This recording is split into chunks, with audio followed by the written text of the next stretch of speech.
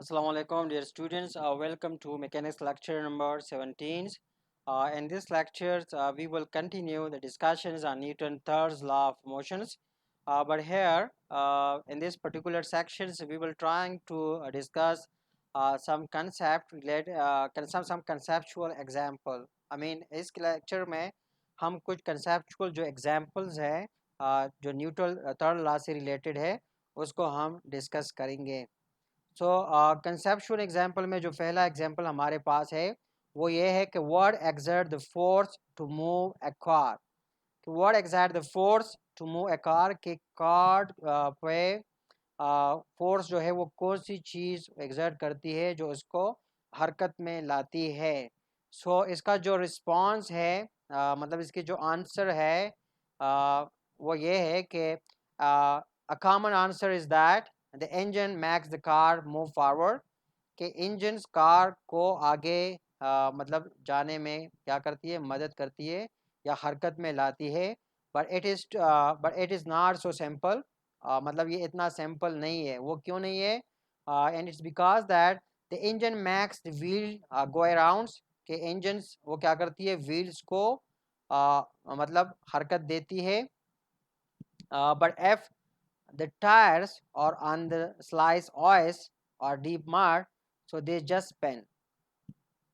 ठीक है कि मतलब अगर टायर क्या है, मतलब एक ऐसी जगह पर है जहाँ पर आइस है या मड पड़ी हुई है, कीचड़ है, तो वहाँ पर टायर जो है वो सिर्फ स्पिन करेगा और गाड़ी को आगे नहीं जाने देगा.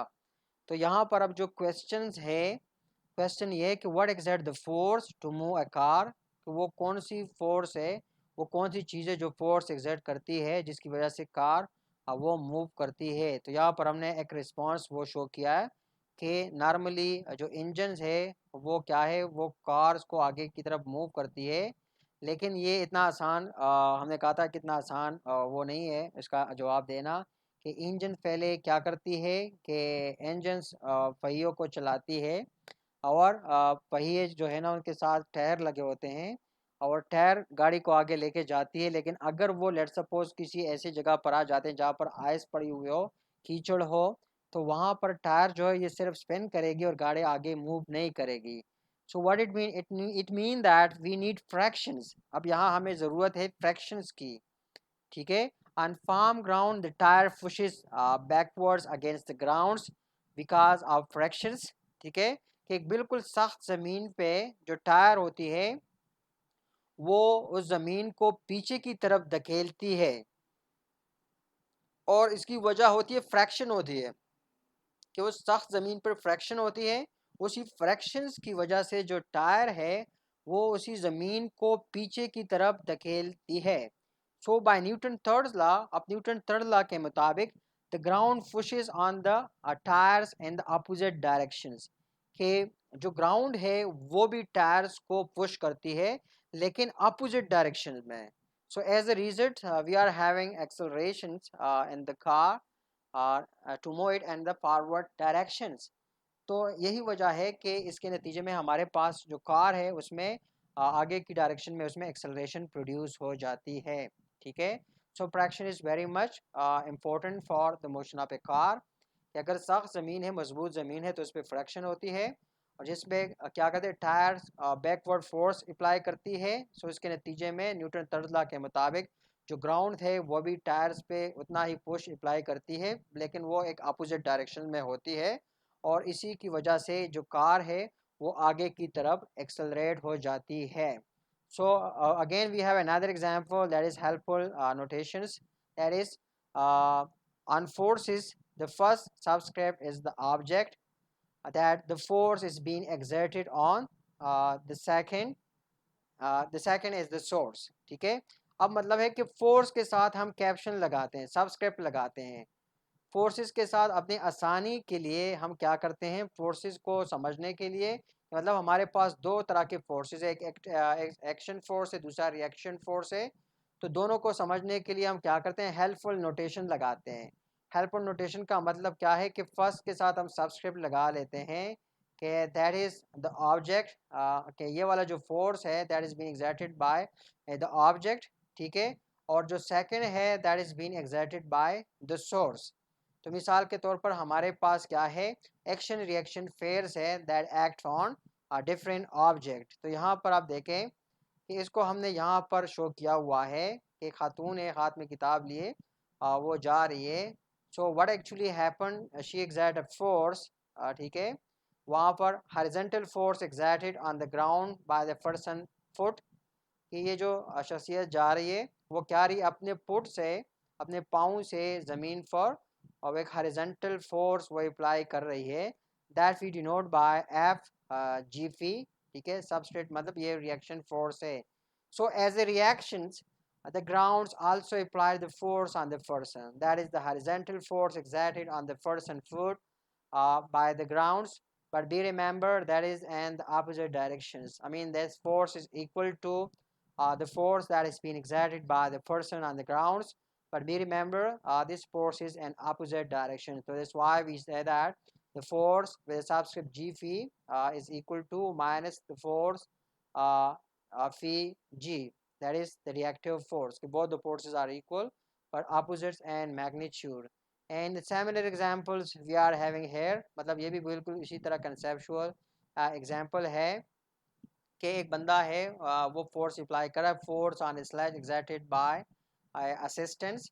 सो the force on the assistant exerted by the sledge, कि यहाँ पर देखें कि एक बंदा है वो क्या है, force on assistant exerted by sled, कि फोर्स यहाँ पर ये जो है स्लेड है उस पे एक असिस्टेंट वो क्या कर रहा है, फोर्स अप्लाई कर रहा है, that we represent by S A.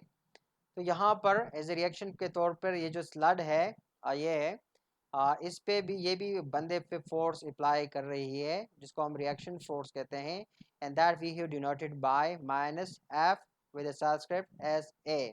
So similarly यहाँ पर भी हमारे पास ये सिचुएशंस है कि we have the fraction force on a sled exerted by the grounds, that we denoted by F with the subscript S G. तो यहाँ पर देखें कि हमारे पास एक दूसरी फोर्स है कि force on the ground exerted by the sled, कि स्लड जो ग्राउंड पे फोर्स एक्सर्ट कर रही है that is equal to F G S, that is equal to minus F S G. Again दोनों force they are equal but they are opposite in the direction. Similarly ये जो बंदा है exert force, force on the ground exerted by the assistants, ठीक है, वो action है। So as a reaction force on the assistant exerted by the grounds, ठीक है, तो वो इसको हमने इसी तरह शो किया। तो ये रिएक्शन और रिएक्शन फोर्स की मतलब एग्जांपल है जिसकी वजह से सिस्टम जो है वो चल रहा है। So action reaction fair acts on different object. तो मतलब हमेशा से हम बात करते आ रहे हैं कि एक्शन और रिएक्शन जो फोर्स है वो मुख्तलिफ बॉडीज़ पे रिएक्ट करते हैं। So force is exerted by an object do not directly influence its motions. What it mean? It mean that okay, force is exerted on an object by some other object do influence its motion. यहाँ पर ये चीज़ें समझने की ज़रूरत है कि force is exerted by an object do not directly influence it's motion, कि जो बॉडी खुद फोर्सेस अप्लाई कर रही है वो उनकी मोशन को इतना इन्फ्लुएंस नहीं करती जितना कि वो दूसरे बॉडीज़ पे जब अप्लाई होती है, दूसरे बॉडी पे रिएक्ट करती है, और जितना वो उनके मोशंस को इन्फ्लुएंस करती है। आसान अल्फाज में इसका यही मतलब है। So when discussing forces use the word by and on very carefully. जब भी हम फोर्सेस को डिस्कस करते हैं तो ये जो दो अल्फाज है बाय एंड ऑन, इनको बड़ी एहतियात के साथ वो अप्लाई मतलब इसको इस्तेमाल करें कि बाय एंड ऑन। बाय मतलब है कि किस पे कौन सी चीज़ वो अप्लाई हो रही है और किस चीज़ पे अप्लाई हो रही है। सो वेट एंड नॉर्मल फोर्स में क्या फ़र्क है? सो वेट आपको पता है कि it's the force of gravity on an object, कि वेट बेसिकली एक फोर्स है जो ऑब्जेक्ट पे क्या कर रही है, जो किसी ऑब्जेक्ट पे ग्रेविटी की वजह से रिएक्ट करती है, ठीक है। And we write it as F with subscript G, G is for the gravity, and we say that कि ये एक फोर्स है जो कि क्या है, वेट के बराबर है। मतलब क्या है, वेट जो है ये क्या है, बेसिकली ये फोर्स है जो ग्रेविटी की वजह से किसी बॉडी पे वो रिएक्ट करती है। So consider object in a free fall, एक फ्री फॉल में हम एक ऑब्जेक्ट को कंसिडर करते हैं. So according to Newton second law के मुताबिक summation of force is equal to M A. So if no other forces are acting, so only the force of gravity, if we have only the force of gravity, so in that particular case we say the force of gravity is equal to the weight of the body that act basically in the vertical directions. So the summation of vertical forces is equal to mass time the vertical accelerations, and we already discussed that, or we say that downs of course that is the weight, the force of gravity that is equal to the weight, and we remember we are saying that it is basically directed downward. So जो SI units है weight की वो हमारे पास है Newton है, just like any other force.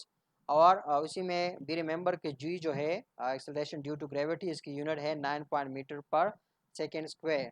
So if m is equal to 1 kg, w is equal to 9.8, sorry जी की जो value है 9.8. सो जो मतलब है 1 न्यूटन है, वन जो हमारे पास मतलब ये क्वांटिटी हमने दी हुई है कि जी की वैल्यू हमारे पास अगर 9.8 है मीटर पर सेकेंड है और एम की वैल्यू 1 kg है, तो वेट हमारे पास होगा 9.8 न्यूटन. तो जो नॉर्मल फोर्स है वो क्या है उसको समझने के लिए हम थोड़ा सा एक एग्जाम्पल को सपोज करते हैं कि suppose we have an object that is at rest on a table, कि हमारे पास एक ऑब्जेक्ट है जो कि एक टेबल पे बिल्कुल रेस्ट पे पड़ा है, just like you can see it here and this particular figure. ये ऑब्जेक्ट है, ये इस टेबल पे पड़ा है, रेस्ट पे पड़ा है, no motions but does the force, कि इस पे कोई मतलब मोशंस नहीं है लेकिन फिर भी उस पर फोर्सेस रिएक्ट कर रही है. ठीक है, but does the force of gravity stop. ठीक है, कि क्या मतलब थोड़ा सा इसको अगेन समझने की कोशिश करें कि suppose an object is at rest on a table, so no motions but does the force of gravity stop. मतलब एक यहाँ पर टेबल पे एक बॉडी पड़ी है, ठीक है, कोई मोशन नहीं है, लेकिन क्या हम ये कह सकते हैं कि फोर्स ऑफ ग्रेविटी इसको रोक रही है? So the answer is of course not, कि बिल्कुल नहीं, मतलब ये बिल्कुल गलत है. अब सिचुएशन क्या है? But the object does not move, object move नहीं कर रहा. अगर ऑब्जेक्ट मूव नहीं कर रहा, ऑब्जेक्ट इज रेस्ट, तो according to Newton second law summation of forces is equal to ma, which mean that it's equal to 0. What it means? It means that there must be some other force acting besides the gravity, that is weight, to have summation of forces equal to 0. कि यहाँ पर हम कहते हैं कि gravity के अलावा भी कोई फोर्स है जो इस बॉडी पे वो रिएक्ट कर रही है, जिस पे हम कह रहे हैं कि जिसकी वजह से जो नेट फोर्स है वो ज़ीरो के बराबर है. तो वो कौन सी फोर्स है? That force we call the normal force. We denote it by capital F with the subscript N, or simply we denote it by the capital English capital alphabet N, कि हम इसको एफ या subscript N के साथ या सिर्फ capital letter N के साथ ज़ाहिर करते हैं, और इसको हम नॉर्मल फोर्स कहते हैं. So normal, what is normal? Normal is a math term for the perpendicular. Normal जो है ये मैथ्स की टर्म है जो कि इस्तेमाल होती है परपेंडिकुलर के लिए. ठीक है, so F N is basically, what is F N, what is the normal force? Normal force is perpendicular to the surface, ये सरफेस का परपेंडिकुलर फोर्स है. ठीक है, and opposite to the weight, ये वेट का बिल्कुल ऑपोजिट है. So it's very simple case, मतलब in this simple case we have to be cautious word, कि जो नॉर्मल फोर्स है is agent always opposite to the weight, कि ये हमेशा जो वेट है उसके अपोजिट्स नहीं होता, और इसको हम बाद में फिर देखेंगे. तो यहाँ पर देखें कि force of gravity which is the weight of that body is acting downwards. ठीक है, सो जो सरफेस की, जो मेज की जो सरफेस है, जो टेबल की सरफेस है, वो एक नॉर्मल फोर्स एक्सर्ट करती है in opposite direction to that of the weight. तो जो समेशन ऑफ फोर्सेस है अलॉन्ग द वाई एक्सिस वो है एफ एन, मतलब the normal force minus the force of the gravity which is the weight, so is equal to zero. अब दोनों forces ये बराबर है तो एक दूसरे का असर को ज़ाहिर करेगी, they will cancel each other effect, so the summation of all the forces along the y-axis will be equal to 0. So normal force, where does the normal force come from? Normal force किधर से आती है? So is basically from the other object, मतलब ये दूसरे object से आती है। अब दूसरा question, is the normal force always equal and opposite to the weight? मतलब कि क्या ये जो नॉर्मल फोर्स है ये हमेशा जो वेट है उसके इक्वल और अपोजिट होती है? सो आवर क्वेश्चन और आंसर इज़ नो, कि नहीं, ऐसा नहीं होता। अब यहाँ पर देखें कि हमारे पास दो ऑब्जेक्ट है, मतलब बेसिकली फ्री बॉडी डायग्राम है, free body diagram for Langton show all forces and proper directions. अब यहाँ पर देखें ये तमाम जो फोर्सेस है, मतलब जो लैंगटन की डायग्राम है, उन दोनों पे वो सारे के सारे forces they are being shown. So an object at rest must have no net force on it. So if it is sitting on the tables, the force of gravity is still there. What other force is there? मतलब ये question है कि body अगर rest में, इस पे और कोई दूसरा फोर्स रिएक्ट नहीं कर, नॉन नेट फोर्स रिएक्ट नहीं कर रहा, अगर वो टेबल पे पड़ा है, so the force of gravity is still there, force of gravity उस पर रिएक्ट कर रहा है। What other force is there? इसके अलावा कौन सी दूसरी फोर्स है? So the force exerted perpendicular to the surface is called the normal force। मतलब ये यहाँ पर ये बॉडी है, ये टेबल पर पड़ी है, ये अपनी वेट की वजह से बाहर से कोई दूसरा फोर्स रिएक्ट नहीं कर रहा, लेकिन इसका जो वेट है ये बजाते खुद एक वेट है जो कि टेबल पे रिएक्ट कर रहा है, और रिएक्शन के तौर पे ये जो टेबल की सरफेस है ये क्या कर रहा है, ये इसी वेट पे एक नॉर्मल फोर्स रिएक्ट कर रही है अपोजिट डायरेक्शन में। So it is exactly as large as needed to balance the force from the object.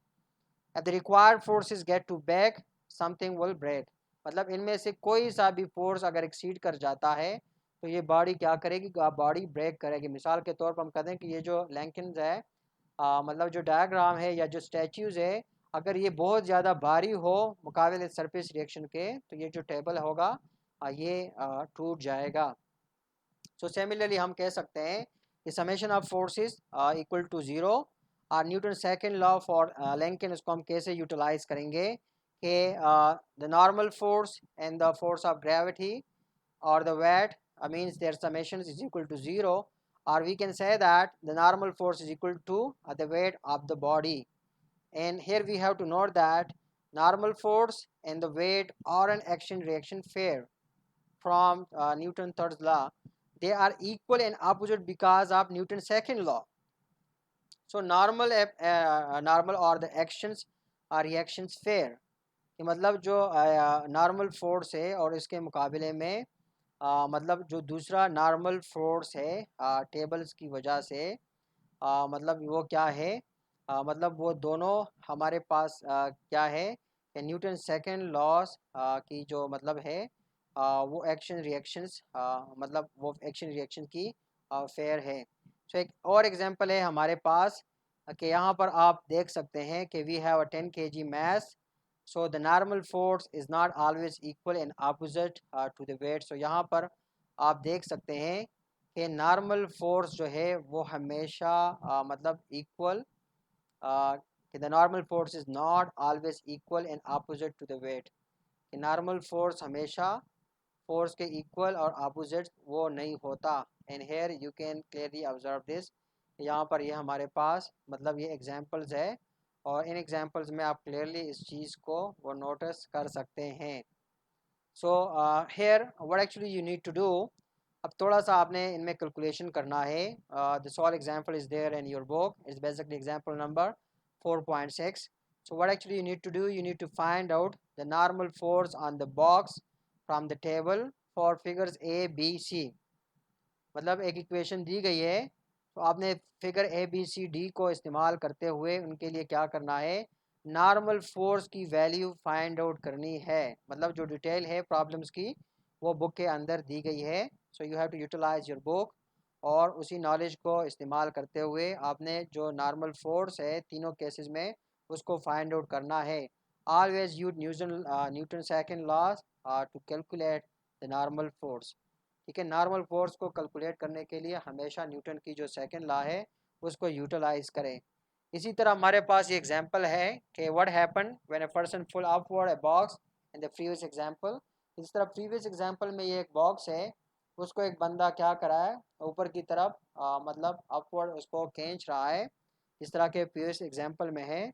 सो वो कह रहा है कि क्या होगा, what happen when a person pull upward the box. ठीक है, कि जब वो बंदा जिस तरह के फिगर्स में शो हो रहा है कि ऊपर की तरफ वो बॉक्स को क्या कर रहा है, बॉक्स को ऊपर की तरफ खींच रहा है, तो कहते हैं क्या होगा when a force greater than the box weight से 100 newtons is been exerted on the object. कि वो कह रहा है कि इसकी वेट से ज़्यादा एक बंदा क्या है इस बॉक्स पे फोर्स अप्लाई कर रहा है और वो जो फोर्स है वो क्या है, वो 100 न्यूटन्स है, वो उस पे ऊपर की तरफ वो रिएक्ट कर रहा है। सो इसका मतलब है the answer is quite obvious कि the box will accelerate upward. और क्यों अपवर्ड? बिकॉज जो पर्सन की फोर्स है that is F with subscript P is greater than the weight. और इसी को हमने प्रीवियस जो एग्जांपल था उसमें शो किया था कि इनमें से कोई भी फोर्स एक्सीड करेगी तो वो जो पड़ रहा है वो उसी तरफ वो जाएगा। तो ऊपर वाला फोर्स ज़्यादा है, so the body will move upward, body ऊपर की तरफ वो जाएगी। And the body will move with accelerations that is equal to 0.2 metre per second square. In such a condition, the normal force is zero here because the mass isn't in contact with the surface. ठीक है, इसमें normal force zero है। Normal force इस वजह से zero है कि जो सरफेस फोर्स है वो मतलब सरफेस के साथ ये जो बॉडी है वो कांटेक्ट में नहीं है। सिमिलरली हमारे पास एग्जांपल है अपेरेंट वेट लॉस की है कि उसमें आप देख सकते हैं कि we have Larry, she has a weight 65 kg and descend an elevator that accelerate at 0.20 g downwards. She stand on a scale that read an kg. ठीक है, so during this accelerations what is her weight and what does the scale read? And second, what does the scale read when the elevator descends at a constant speed of 2 metre पर seconds? मतलब ये दोनों solutions हमने find out करनी है। सो here we have to note that to use Newton's second law for her only, the forces acting on hers are included, but Newton's third law, the normal force and acting upwards on her is equal and opposite to the scale reading.